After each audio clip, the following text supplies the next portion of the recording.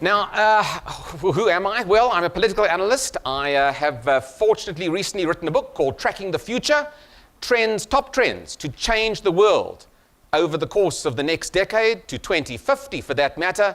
The book is selling really, really well, and there's a matching lecture to go with the book on the top global trends that will change the world.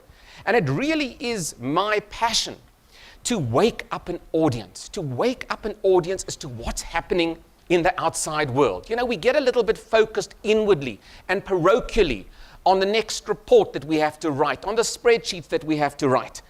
You need to get out there and to know what's happening in the rest of the world in order to enable you and empower you to make the right decisions for your business. And I tackle this from a political angle and from an economic angle. So you get a little bit of politics, you get a little bit of economics, and you also get a little bit of fun thrown into the equation. I mean, political analysts are not known for their fun capabilities, but I do try my best.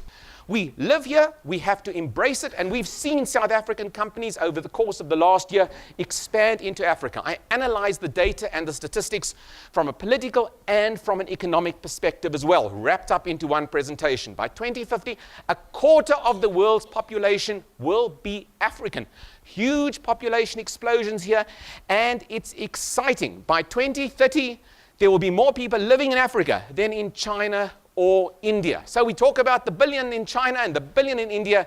Let's also talk about Africa and the buying power that this continent now has. It's really exciting, and I get very excited about it. Serious talks, for that matter, on South Africa's future.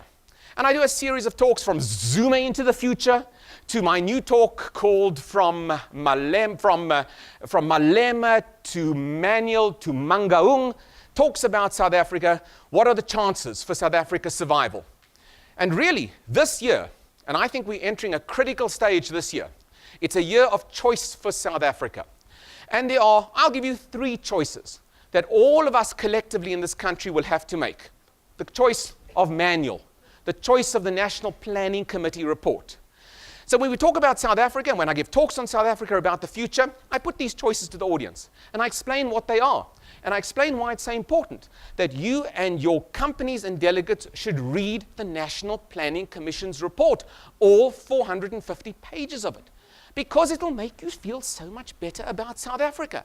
It's an intelligent analysis of where this country should be. It's global in perspective. It understands the changes in the world, and I get very excited about it. Because it's not just Malema, it's not just Vavi. Even if you like Vavi, there's another plan on the table, and your audiences should be aware of it.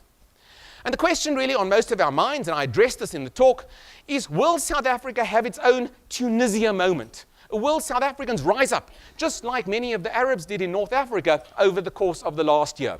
And I go into some depth when I give a talk as to why I don't think this is going to be the case. And that's the good news. We have a deep democracy here, where South Africans are able to express themselves constantly and ad nauseum, which they couldn't do in Tunisia or in Egypt, where they had a military and an army breathing down their throat. We simply don't have that in this country, and there are a whole host of other reasons why we are not going to follow that same path or that same trajectory. And there are contenders for power coming that I talk about when I give a talk about South Africa's future. Who are the contenders for power?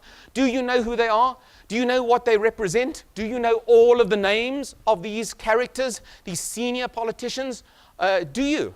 Many people don't. And I think it's important that South Africans know who are the future power brokers in South Africa, what do they want, what do they believe in, and what are the chances that one of these, or for that matter, President Zuma, will retain his presidency. So I do a range of talks on South African politics.